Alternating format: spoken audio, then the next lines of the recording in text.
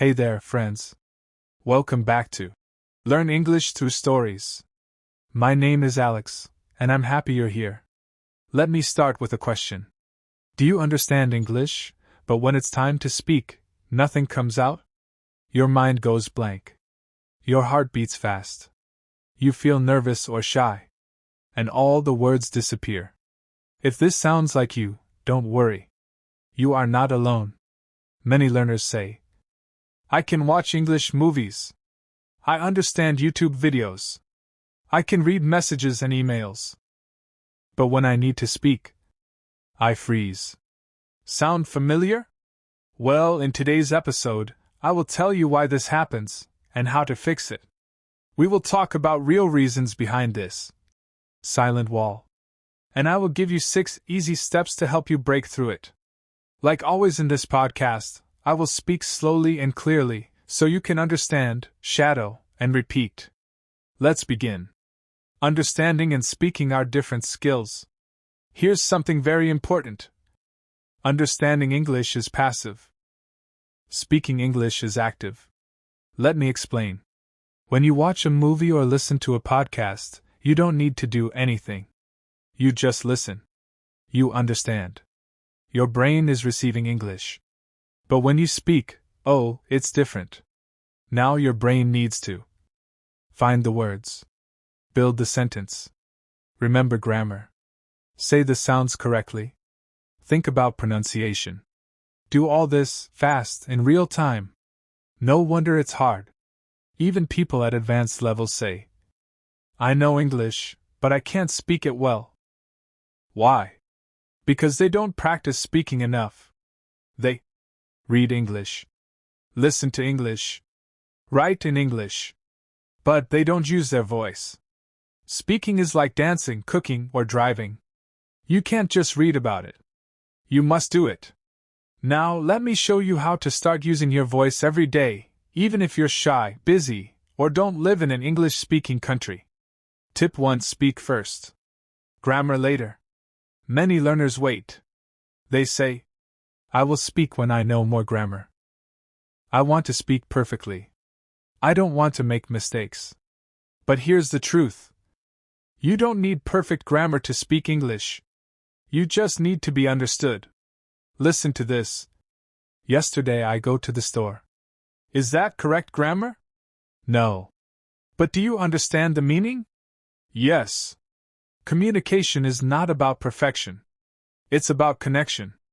Think about little children. They don't know grammar rules. They say things like, we want juice. Is it perfect? No. But do people understand? Yes. You can do the same. Fluent with mistakes is better than silent with grammar. Say what you want to say. Use simple words. Use short sentences. Your grammar will improve, but only after you start speaking. So please don't wait. Start now. Speak with the grammar you already have.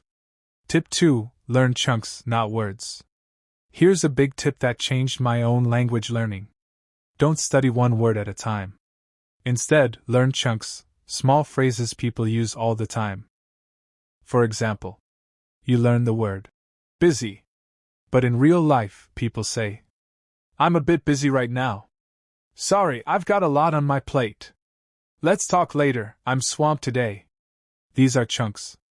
They help you sound natural, fast, and fluent. They also help your brain think in English. Instead of building a sentence from zero, like blocks, you already have ready-to-use phrases. Try this. Watch a video or podcast. Every time you hear a useful phrase, pause and write it down. Not just the word, write the whole chunk. Like, that sounds great. Can I ask you something? It depends on the situation. Then say the chunk out loud. Repeat it again and again. Practice it like a song lyric. The more chunks you know, the faster you speak, and the better you sound. Tip 3: Talk to yourself. Yes, really. This tip may sound silly, but it's super powerful. Talk to yourself in English. Yes, I mean it. You don't need a partner. You don't need a teacher. You don't need a native speaker. You just need you. Talk to yourself when you're walking, you're cooking, you're cleaning, you're driving. No one is watching. No one is judging. You can make mistakes. You can try again. You can say, I'm making tea. It's cold today. I forgot my keys. I have a meeting at 2 p.m. You can even play both parts of a conversation. A. Hi, how can I help you? B. Yes, I'd like a coffee, please.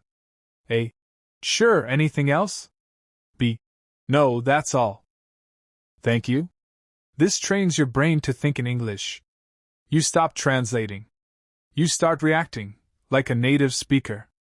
So yes, my friend. Be brave. Talk to yourself. Your English will thank you. Last time, we talked about why many learners understand English, but feel afraid or stuck when they try to speak. We also talked about 3 important tips. Don't wait for perfect grammar. Speak now. Learn chunks, not just words. Talk to yourself every day. Now let's go deeper. Let me show you some tools and techniques that will help you practice, even if you're alone, busy, or shy. Let's start with something modern and exciting. Tip 4. Use AI to practice speaking. Yes, AI, artificial intelligence, can help you speak English. You've probably heard of it. Maybe you've used ChatGPT or some other AI tool. But did you know AI can be your language partner? Here's how. Let's say you open ChatGPT on your phone or computer. You can start like this. Hi, I'm learning English. Can we have a short conversation? Can we practice ordering coffee? Please correct my English if I make a mistake. Then you write or speak your message. And the AI replies. It's friendly. It doesn't judge. And it can respond instantly, day or night. You can even say, please speak slowly. Can you explain this phrase? Let's try again. Some apps even let you talk out loud and hear a reply, like a real conversation. Here are some you can try. ChatGPT, great for text and voice. Pi AI, a kind and gentle AI voice. Microsoft Copilot, good for simple dialogues. Elsa Speak, helps with pronunciation. The best part? You can repeat the conversation as many times as you like. You can pause, rewind, and ask questions. You're in control. AI never gets tired. AI never laughs at your accent. AI is always ready to talk. So if you're serious about improving your speaking, try using AI. Even 5 minutes a day makes a difference. Tip 5. Try the 4-3-2 technique. This is one of my favorite methods. It's simple, but powerful. It helps you speak faster and more fluently. Here's how it works. Step 1. Choose a topic. Something small. A memory, a story, your day, or a topic you like. Example. Yesterday I went to the farmer's market with my sister. Step 2. Talk about this topic for 4 minutes. Speak slowly. Use details. Tell the full story. Don't worry about grammar or mistakes. Just speak. Step 3. Take a short break, 1 minute. Now, speak again. But only for 3 minutes. You will say the same story, but a little faster. Now you know the words. You know the structure. You're getting more fluent. Step 4. Take another short break. Now speak again, but only for 2 minutes. This time, your brain is ready. You speak with more confidence. You use better sentences. You feel faster, smoother, stronger. That's the 4-3-2 method. You speak 3 times. First with full details. Second with better flow. Third with speed and confidence. You can do this with your phone. Just hit record and talk. You'll be amazed by the difference between your 4-minute version and your final 2-minute version. Try this once or twice a week. Choose a new topic each time. You will notice real progress. Tip 6. Play with sentences. Here's a cool trick that helps you speak better and think faster. Take one sentence, just one, and try saying it in many different ways. Let's use this example. I went to the library. Now add more detail. I went to the library yesterday. I went to the library to study for my math test. I went to the library because it was quiet and peaceful. Now change the emotion. I had to go to the library again. Tired. Guess what? I went to the library and saw an old friend. Excited. I went to the library, but it was closed. Disappointed. Now change the grammar. I'm going to the library now. I've just been to the library. If I had gone to the library earlier, I'd be done by now. Now change the subject. My friend went to the library. Nobody went to the library today. We were planning to go to the library, but it started raining. Look at all these options. You start with just one sentence. But now you have 10 different ways to say it. This helps your brain build speed. It helps you feel more creative. It helps you become flexible with English. You stop memorizing. You start creating. And that's what fluency really is. Let's take a moment to review what we've covered. So far, we've talked about why understanding and speaking are different, why speaking is hard, and how to make it easier. 6 practical tips to get started. Speak now, use chunks, talk to yourself, practice with AI, try the 4-3-2 method, and play with one sentence in many ways. You've already learned a lot. Now let's go deeper into something just as important. How to stay motivated. How to make speaking part of your daily life. How to build an English zone, even if you don't live in an English-speaking country. Let's go. Tip 7. Know your why. Let me ask you a question. Why do you want to speak English? Think deeply. Is it because you want to travel and speak with locals? You want a better job? You want to study abroad? You want to understand movies without subtitles? You want to feel confident at work or school? You simply love the language? Whatever your reason is, write it down. Put it on a paper. Or on your phone. Or on your mirror. Look at it every day. Because here's the truth. Motivation doesn't come from outside. It comes from inside. When learning gets hard, your why keeps you going. When you feel tired, busy, or frustrated, your why reminds you this is worth it. So today, pause and ask yourself, why do I want to speak English? What will speaking English give me? How will my life change? Your answer is your fuel. Use it. Tip 8. Create a 5-minute daily speaking habit. Here's a secret. You don't need hours of study. You need consistency. Start small. Just 5 minutes a day. Yes, only 5. Here's a simple daily routine you can try. Step 1. 1 minute, talk to yourself. Say what you're doing. Say how you feel. Example. I'm making breakfast. I feel tired today. I hope the weather is nice. Step 2. 2 minutes, practice a short dialogue. Use AI, a textbook, or a YouTube video. Say both sides of the conversation out loud. Step 3. 2 minutes, repeat a useful chunk or sentence. Pick one. Repeat it slowly, then faster. Example. Let me check my schedule. Say it with different feelings: happy, tired, busy, polite. That's it. It's short. It's simple. But it works. Do it every day, morning, lunch, or evening, whenever you have a moment. And here's a tip: don't skip 2 days in a row. 1 missed day? No problem. 2 missed days? That's a dangerous habit. Keep your streak going. Use a calendar or app to track your progress. Remember, tiny habits create big changes. Tip 9. Build your English zone. Many learners say, I don't live in an English-speaking country. I don't have English friends.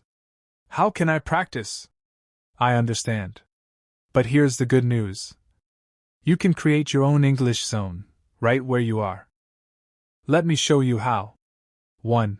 Change your phone and apps to English. This is a small change with a big result. You see and read English every day, without effort. 2. Fill your environment with English. Put sticky notes around your home, mirror, fridge, desk. Write, "Good morning," or "Don't forget your keys." Label items, table, door, laptop, toothbrush. Now English is part of your daily life. 3. Use English for fun. Don't just study. Live in English. Watch your favorite Netflix show, with English subtitles. Follow English YouTubers about topics you love. Play a video game in English. Cook a recipe in English. Listen to music and sing along. This is powerful. Because when English is connected to joy, you will want to keep going. You won't think, "Ugh, I have to study." Instead, you'll say, "Hey, I want to watch one more video in English." English becomes a part of who you are. That's the goal. Tip 10. Celebrate small wins. Here's something important. Don't wait until you're fluent to feel proud. Celebrate the small victories. You spoke English today? Celebrate it. You learned a new chunk? Celebrate it. You said a full sentence out loud? That's amazing. You made a mistake but didn't give up? Incredible. Learning English is a long journey. You need encouragement along the way. So give it to yourself. Maybe today say, "Good job. I spoke in English today. I'm one step closer." Your mindset matters. Be kind to yourself. Be proud of your effort. That's how progress grows. In this part, we learn how to find your deep reason, your why. Build a 5-minute daily speaking routine. Create your own English zone, wherever you live. Celebrate your wins, even the small ones. You're doing something brave and powerful. You're becoming the kind of person who uses English, not just studies it. You are doing great. Yes, you. You're still here, still listening, still learning. And that's powerful. We've covered a lot so far. You know the difference between understanding and speaking. You've learned tips, tools, and techniques. You've started thinking differently about English. Now, let's talk about the emotional side of speaking. Because the truth is, even with good vocabulary, even with practice, some people still feel afraid to speak. Why? Let's talk about that. And let's learn how to build real, deep confidence. Tip 11. Don't fight the fear, use it. Here's something surprising. It's okay to feel nervous. Yes, really. Nervous means you care. Nervous means your brain is preparing. Nervous means growth is coming. So instead of thinking, "I'm scared. I can't do this," say, "I feel nervous, and that's okay. I'll speak anyway." You don't need to feel brave before you speak. Bravery comes during the speaking. Fear is like a wave. If you let it pass, your mind will calm down. So next time you feel nervous, say this. "This is normal. I'm learning. I'm growing. I can do this." Tip 12. Mistakes are not the enemy. Let's be honest. Most learners are afraid of this. What if I make a mistake? Here's my answer. You will make mistakes. Everyone does. Even native speakers say the wrong words sometimes. Even teachers make grammar slips. So why do we expect learners to be perfect? Perfection is not the goal. Communication is. If someone understands you, your English is working. Here's an example. You say, "Yesterday I go to supermarket." Is that correct grammar? No. But do I understand you? Yes. You did your job. You communicated. Mistakes are not bad. They are proof that you are using English. And every mistake is a step toward improvement. So celebrate your mistakes. They mean you're trying. And trying is how you grow. Tip 13. Find your speaking style. Not everyone speaks the same way. Some people are loud. Some are quiet. Some are slow and clear. Some are fast and emotional. Guess what? All of them are okay. You don't need to copy someone else. You don't need to sound like a movie star. You just need to sound like you. So find your own rhythm. If you speak slowly, that's fine. If you pause to think, great. If you use simple words, wonderful. Be yourself. In English. Because confidence doesn't come from sounding perfect. It comes from being authentic, real. Speak in your voice your way. And little by little, that voice will grow stronger. Tip 14. Build confidence like a muscle.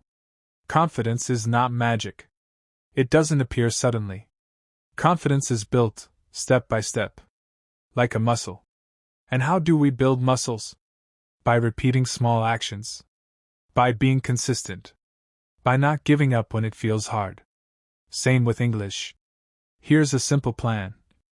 Step 1. Speak 5 minutes a day, no matter what. Step 2. Celebrate your effort, not your results. Step 3. Track your progress once a week. For example, record a short voice message on Monday. Then do the same thing next Monday. Listen and compare. You will hear the difference. You will hear growth. And that will make you proud. Confidence is not, I never make mistakes. Confidence is, even when I make mistakes, I keep going. That's the kind of speaker you're becoming.